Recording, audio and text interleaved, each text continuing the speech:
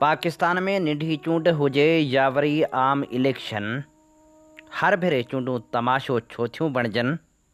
छा आवाम खां चूंड जो हक़ खसिजी रहियो आहे? अक्सर पोलिंगनि ते कामयाबु थींदड़ उमेदवार हतमी नतीजनि में हाराए कीअं था वञनि? इन जहिड़ा केतिरा ई सवाल पाकिस्तान जहिड़नि मुल्कनि में फ़क़्ति सवाल रहिजी वेंदा आहिनि। चूंडनि वारो चहचटो तमाशो बणिजी वेंदो आहे। उमरकोट वारे तक NA 213 ते थियल निढी चूंड में कुझु अहिड़ी सूरतहाल रही।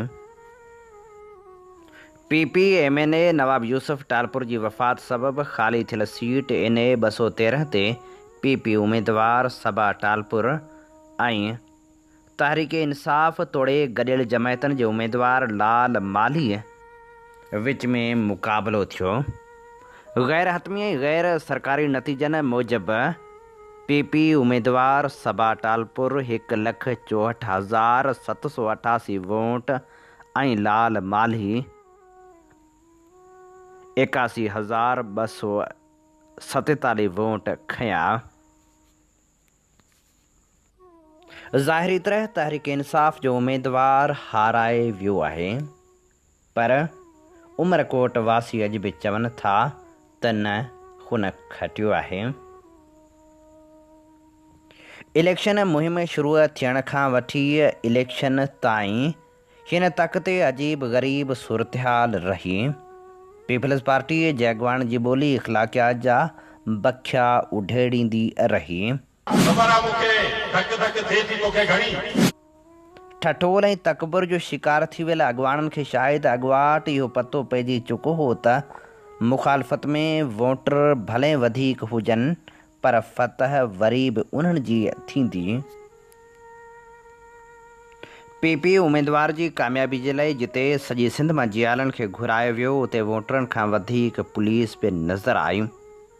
तहरीक इंसाफ़ जो उमेदवार लाल माली धांधली खे रोकण लाइ ऐं पंहिंजनि वोटरनि जी मालिकी लाइ सॼो ॾींहुं हिकु पोलिंग खां ॿी पोलिंग ताईं डोड़ंदो रहियो।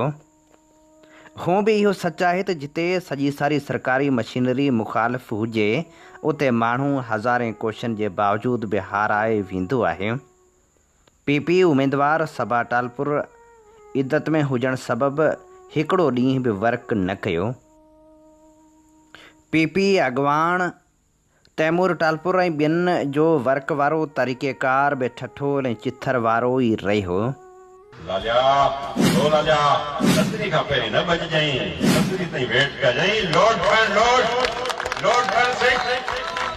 मुकाबला करण सवला कोन्हनि पाकिस्तान पीपल्स पार्टी सां। ख़बर आहे मूंखे धक धक थिए थी तोखे घणी, ख़बर आहे मूंखे तुंहिंजी हाल छा आहिनि, पर हाणे बीठो आहीं त हिकु जॻह ते मुस्माणो थी बीठे। असीं हर कंहिंखे कुल ॾींदासूं, पंहिंजो वोट खणे कुल ॾिजे जिथे। रियासती आशीर्वाद में PP जा हामी धांधली ऐं ड्रामा कंदा रहिया।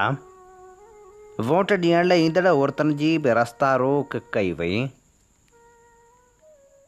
पीपल्स पार्टी ऐं PTI जे कारकुननि जूं इलेक्शन वारे ॾींहुं बि झड़पूं थियूं ऐं नारेबाज़ी कई वई। पोलिंग स्टेशन गणेश माली गवर्नमेंट स्कूल ते PP जो जियालो आपे मां निकिरी वियो ऐं हुन तहरीक इंसाफ़ जी गाॾी ते हमिलो कंदे कार खे लतूं हयूं। कार में वेठल औरत जियालनि खे मिनथूं कंदी रही। तालके कुनरीअ जी UC नबीसर जी पोलिंग इब्राहिम रेंद ते UC चेयरमैन अमीर हसन ख़ासकेली मुबियाना तौरु धांधली करण वक़्तु PP मुखालिफ़ उमेदवार लाल माली पोलिंग ते पहुची वियो।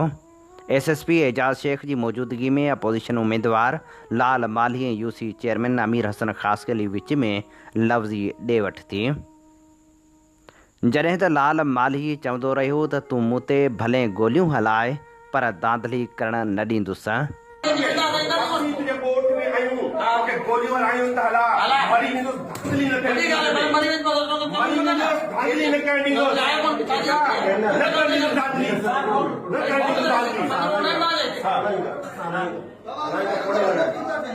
ॿिन्ही धुरियुनि में छिकताण सबबि पोलिंग ते वोट कास्टिंग जो अमल बि रुकिजी वियो।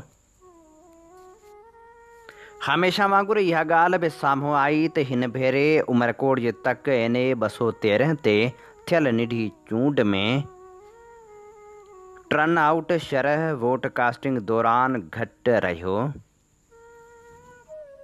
हूं बि इहो ई सच आहे त जेकॾहिं वोटनि दौरान अहिड़ो ई हशर थींदो रहियो ऐं रियासती आशीर्वाद सां मनपसंद उमेदवारनि खे कामयाबी ॾिनी वई त पोइ माण्हुनि जो वोटनि तां वेसाह खॼी वेंदो, जीअं हिन भेरे उमरकोट में तमाशो कयो वियो आहे। फाफन ऐं ॿिनि इदारनि जूं रिपोर्टूं अञा त अचणियूं आहिनि, जेके हक़ीक़तनि खे मंज़र आम ते आणनि न आणनि, पर अवाम सम्झे थो त दांधली न पर दांधलो थी चुको। तहरीक इंसाफ़ जे कारकुननि ऐं लाल माली जे हमदर्दनि पारां एहतजाज बि कयो वियो, पर जंहिं मुआशिरे में रियासत पाण मुजरिम बणिजी वञे उते एहतजाज को बि रंग नाहिनि लाहींदा। तहरीक इंसाफ़ जो उमेदवार लाल माली चूंड नतीजनि खे मुकमिल तौर ते रद्द करे चुको आहे। हाणे ॾिसजे त संदसि दाद रसी थिए थी या हमेशा वांगुरु दाहूं वक़्त जी दज़ में दबजी वेंदियूं। कमेटी और PTI का उम्मीदवार हूँ। हर मुमकिन कोशिशें की, उन्होंने रेंजर्स को नहीं आने दिया, अहकामात के बावजूद उन्होंने अपना पोलिंग स्टाफ लगाया, उन्होंने अपनी पोलिंग स्टेशंस चेंज करवाई, उन्होंने हर वो 64 जो हरबे हैं वो इस्तेमाल किए कि मुझे हरा सके। इन सारे हरबे इस्तेमाल करने के बावजूद वो मुझे हराने में नाकाम हो गए हैं। अब कोई 20 के करीब पोलिंग स्टेशंस पे जो मेरे मुखालफिन हैं वो पुलिस की सरपरस्ती में गुंडे लेकर पहुंचे हैं। पूरे के पूरे पोलिंग स्टेशंस को उन्होंने उठाया है, पोलिंग एजेंट्स को उन्होंने गिरफ्तार किया है और उनको गुम कर दिया है। और उन पोलिंग स्टेशंस का कोई पता नहीं है। मैं शाम से चीख रहा हूँ, इलेक्शन कमीशन को कह रहा हूँ, DRO को कह रहा हूँ और सबको मैं कह रहा हूँ कि ये पोलिंग स्टेशंस जो है ये लूट लिए गए हैं, ये उमरकोट की आवाम के हक में डाका डाला जा रहा है, लेकिन उस पर कोई जवाब नहीं आ रहा। मैंने पहले भी कहा था मैं एहतजाज करूँगा, मैं आज भी कह रहा हूँ मैं एहतजाज करूँगा। ये इलेक्शन सिंध जीत चुका है, ये इलेक्शन मैं जीत चुका हूँ, ये इलेक्शन पाकिस्तान तहरीक इंसाफ जीत चुकी है, ये इलेक्शन शाह महमूद कुरैशी जीत चुके हैं, ये इलेक्शन पीर साहब पागारा जीत चुके हैं, ये इलेक्शन राशिद महमूद सुमरो साहब जीत चुके हैं, जमायत इस्लामी जीत चुकी है, ये इलेक्शन सारे जो हमारे कौम पर हमारे साथ हैं, जैन शाह, अयाज लतीफ़ पलीजो, रियाज चांडियो, ये सब और सिंध की अवाम ये इलेक्शन जीत चुकी है। अब सिंध को ये वैसे ही हरा रहे हैं, ये वही सौदेबाजी कर रहे हैं जो उन्होंने कैनालों पे की। वही तरीका है कि पीछे इन्होंने हर दफ़ा जो अवाम के पीठ में खंजर घोंपा है वो घोंपने की ये कोशिश कर रहे हैं। मैं DRO ऑफिस के सामने बैठा हूँ, मैं मुतालबा कर रहा हूँ इस 20 पोलिंग स्टेशंस कहाँ हैं अभी मुझे बताएं। बहुत सारी वीडियोस आपके सामने मौजूद है कि कहाँ कहाँ इन्होंने जो है धांधली की है, कहाँ कहाँ पुलिस खुद ठप्पे मारे हैं, कहाँ कहाँ पे इन्होंने हमारे एजेंट्स को गिरफ्तार किया है और दर्जनों हमारे कारकुनों को गिरफ्तार किया है। सिर्फ ये नहीं कि इन्होंने सिर्फ ये ठप्पे मारे हैं, लेकिन उससे पहले दर्जनों कारकुनों को गिरफ्तार किया है, लेडीज पे तशद्दुद किया है। एक बच्चे को जो हमारा एजेंट था उसको तो मेरे मुखालिफ ने खुद उठा के उसको मारा है और पुलिस की निगरानी में ये सब कुछ हुआ है।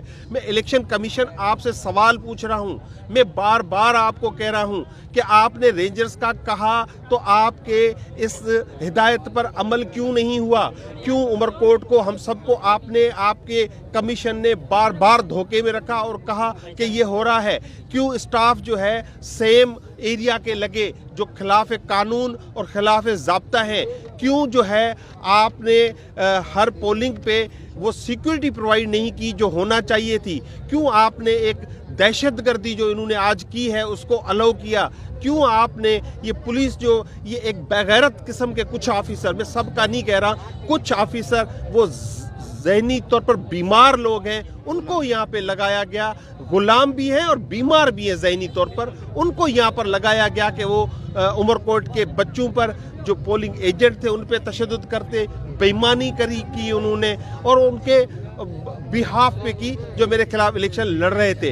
ये इसके एहतजाज करने के लिए, इस सारे अमल के खिलाफ एहतजाज, और सिर्फ ये दिखाने के लिए कि मेरे साथ पूरा उमरकोट खड़ा है। आपने अभी देखा ये हजारों लोग यहाँ पे मौजूद हैं। ये इस बात का सबूत है मैं इलेक्शन जीत चुका, सिंध इलेक्शन जीत चुका। अब इसको जबरदस्ती आप ना हराओ। हम लड़ेंगे आपसे, हम आपसे आखिरी बाल तक लड़ेंगे। हम आपको माफ नहीं करेंगे, उमरकोट की आवाम माफ नहीं करेगी। आपने देखा था कि 2024 में इमरान खान को इन्होंने जबरदस्ती हरा तो दिया, लेकिन इमरान खान इनके गले में हड्डी बनकर अब अटक चुका है और उनको शदीद तकलीफ में है वो लोग जो इमरान खान को बाहर रखना चाहते थे।